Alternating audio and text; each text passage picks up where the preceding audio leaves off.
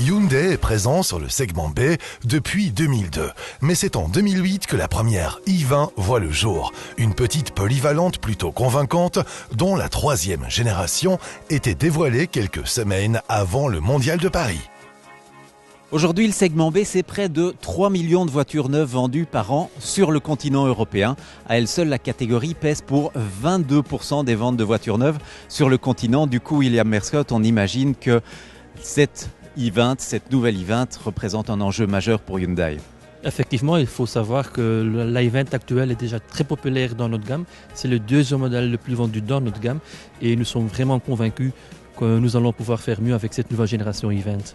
William, on le sait, sur ce segment B, il y a de très grosses pointures, pour la plupart européennes.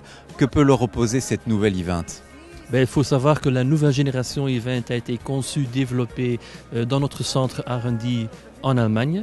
Et n'oublions pas surtout qu'on met la barre vraiment très très haut en ce qui concerne la fonctionnalité et les matériaux utilisés pour le public européen. Et dans le domaine des matériaux et du design, il y a quelqu'un, William, qui s'y connaît encore mieux que vous. Je vais le voir et je vous reviens.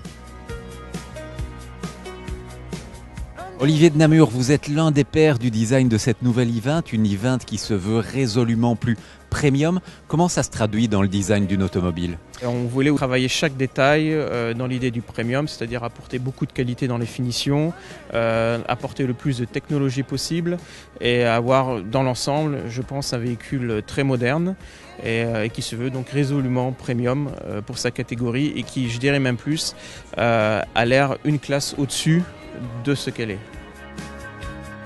William, la i20, ce sont aussi des débuts de Tony Truant en WRC, en rallye mondiaux, avec notre compatriote Thierry Neuville. Effectivement, je pense que nous sommes vraiment gâtés d'avoir un pilote belge et c'est quand même extraordinaire dans la première saison, qui était quand même une saison test, d'obtenir 3 podiums et même une victoire dans le rallye d'Allemagne. Donc bravo pour Thierry. Voilà, et pour ceux qui désireraient tout savoir sur ce nouveau modèle, rendez-vous dès le 4 octobre au Mondial de Paris. Et nous, William, on se voit sur votre stand pour de plus amples informations sur le modèle.